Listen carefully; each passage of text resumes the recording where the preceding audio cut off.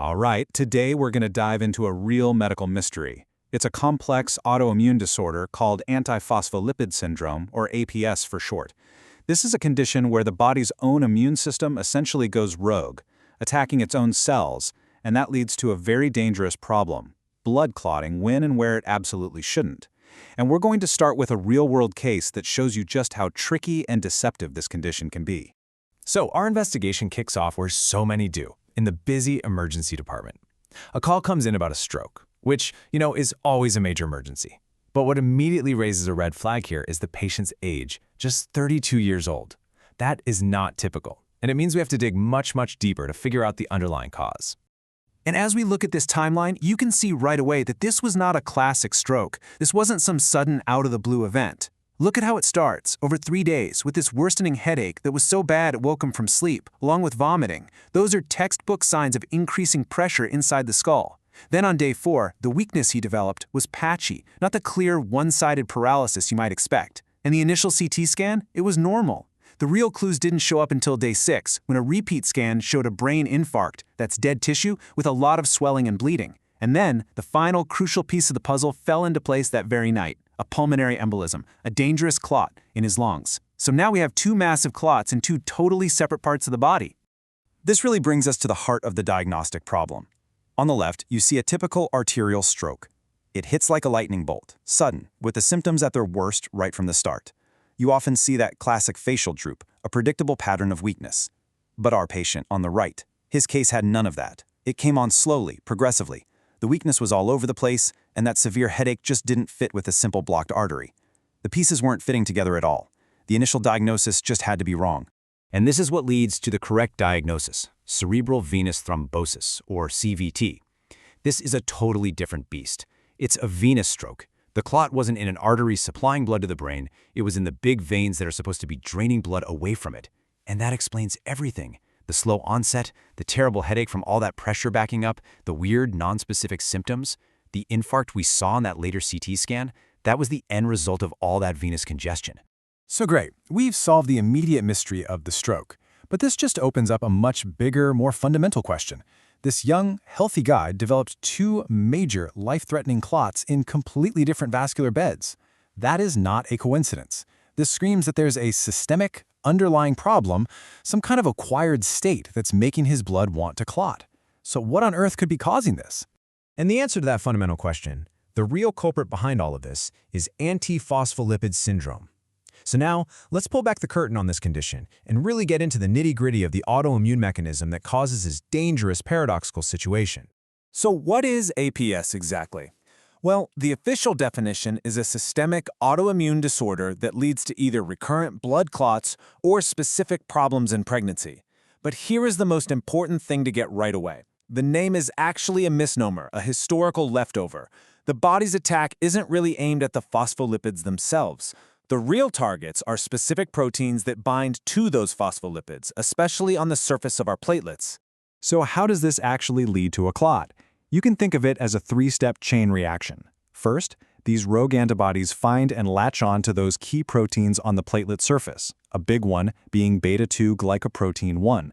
Second, that binding event is like flipping a switch. It activates the platelet, making it super sticky. And third, all these activated, sticky platelets start clumping together, forming a dangerous thrombus where there should be clear sailing, blocking blood flow. And this brings us to one of the truly great paradoxes of APS.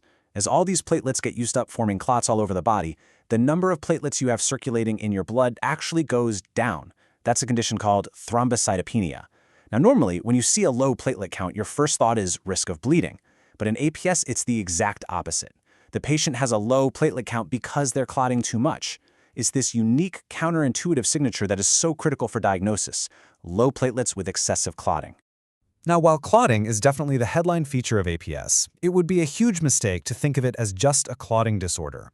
It is a multi-system disease with a whole host of clinical signs that go way, way beyond just the blood vessels. So where does APS come from? Well, it's about a 50-50 split. In what we call primary APS, the condition just pops up on its own, and we think there's often a genetic predisposition there. But in secondary APS, it develops in the setting of another autoimmune disease, and the most common partner by far is systemic lupus erythematosus, or SLE. The link is so strong, in fact, that about a third of all lupus patients will also have APS, which unfortunately makes their prognosis quite a bit worse. This is so important because it really shows you just how far-reaching this disease is. These are what we call non-criteria manifestations, symptoms that are definitely part of the disease but aren't on the official diagnostic checklist. And just look at the list. Neurologically, you can get movement disorders, seizures, migraines. In the heart, these weird sterile growths on the valves. It can make the immune system attack red blood cells. It can cause a very specific type of kidney damage from tiny clots. It can even show up on the skin as this characteristic lacy purple rash. This isn't just a clotting problem, it's a whole body problem.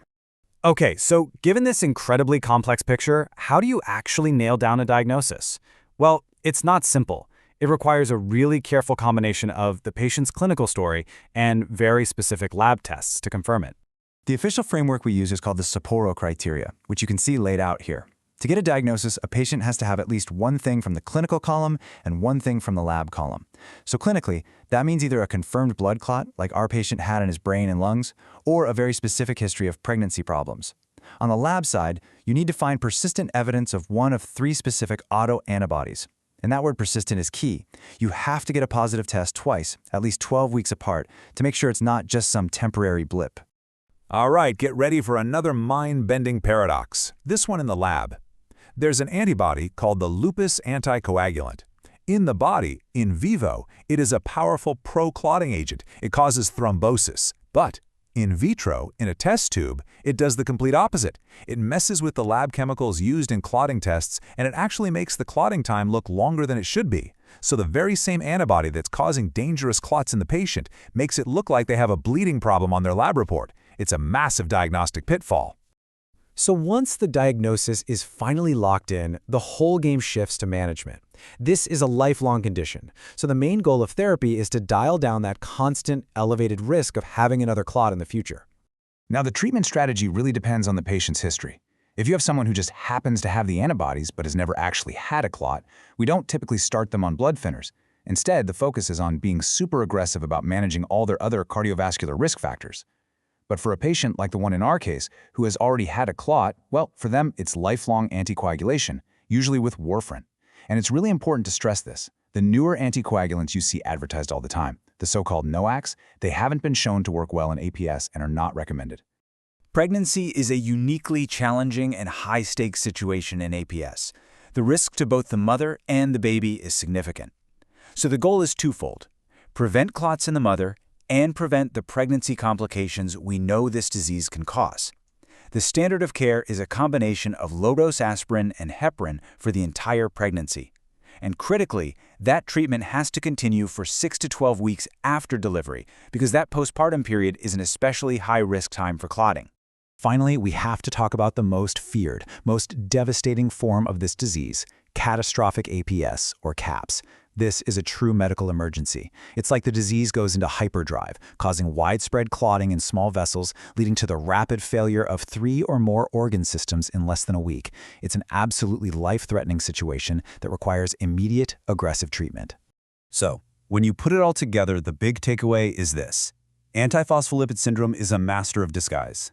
It can look like a stroke in a young person. It can look like recurrent miscarriages. It can look like a dozen other things. Its paradoxical nature, both in the clinic and in the lab, makes it incredibly challenging to diagnose. And that leads us to a final, pretty unsettling question. Given its ability to mimic all these common conditions and cause this silent, devastating damage, just how many cases of APS are still out there, hidden in plain sight?